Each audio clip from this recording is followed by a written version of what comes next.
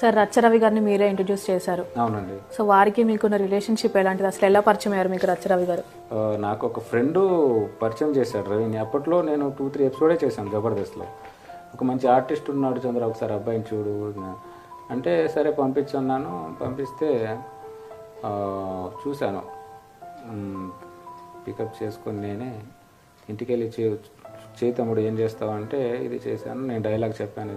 మంచి bowl language, మంచి voice, నాలాగా ఒక బేస్ వాయిస్. సో భలే ఉన్నాడు వీడు, మంచి వాయిస్ ఉంది, మంచి బాడీ లాంగ్వేజ్ ఉంది, నాలాగా హెవీ బాడీ లాంగ్వేజ్. సో ఇది బాగుంది అబ్బాయిది అనుకొని పర్ఫార్మెన్స్. దాని తర్వాత కంటిన్యూ చేస్తాం. మా ఇద్దరు కాంబినేషన్ ఇంకా ఇద్దరం ఎగబడి చేస్తే ఇంకా బీభత్సం అన్నట్టు. బాగా నాకు మంచి సపోర్ట్ రవి అప్పట్లో, చాలా బాగా సపోర్ట్. అంటే నా పర్ఫార్మెన్స్కు బ్యాలెన్స్ చేసే పర్ఫార్మెన్స్ రవిది. సో ఇద్దరం పోటాపోటీగా చేసేవాళ్ళం స్కిట్లో. సో ఈరోజు వాడు కూడా ఒక మామూలుగా వచ్చాడు నా దగ్గర. ఈరోజు వాడు కూడా టీమ్ లీడర్ అయ్యారు, ఒక ఇల్లు కొనుక్కున్నారు. సో మన దగ్గర ఉన్న పిల్లోడు దానికంటే సంతోషం ఉంది. అంత పేరు తెచ్చుకొని మనకు కూడా ఎవరు అవకాశం ఇచ్చారు. మనకు ఒక అవకాశం ఇస్తేనే మనం ఇక్కడికి వచ్చాం. నేను ఒక అవకాశం ఇస్తే వాడు అక్కడికి వెళ్ళాడు. సో ఐఎమ్ హ్యాపీ వాడి విషయంలో. సో ఆయన టీమ్ లీడర్ అయ్యారు కదా సార్, మీరు ఎలా ఫీల్ అయ్యారు అప్పుడు?